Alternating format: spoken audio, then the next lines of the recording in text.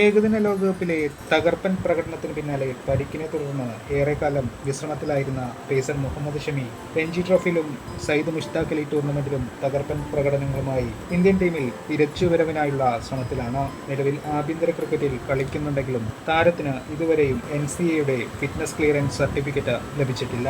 അതിനാൽ തന്നെ ഓസ്ട്രേലിയക്കെതിരായ ടെസ്റ്റ് പരമ്പരയിൽ ഷമിക്ക് കളിക്കാനാവുമോ എന്നതിൽ ഇതുവരെയും വ്യക്തത വന്നിട്ടില്ല.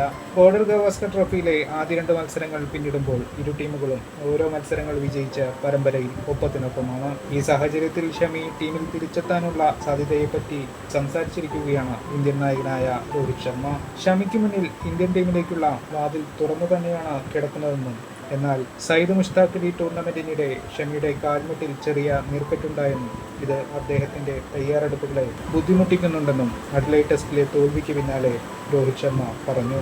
അദ്ദേഹത്തെ ഇവിടെ പെട്ടെന്ന് കൊണ്ടുവരുവാൻ ഞങ്ങൾ ആഗ്രഹിക്കുന്നില്ല.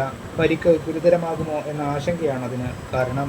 ഷമി 100% ഫിറ്റാണെന്ന് ഉറപ്പുവരുത്തി വേണം ടീമിൽ ഉൾപ്പെടുത്തുവാൻ. അദ്ദേഹത്തിന് മുകളിൽ അമിതഭാരം ഏൽപ്പിക്കുവാൻ ഞങ്ങൾ ആഗ്രഹിക്കുന്നില്ല.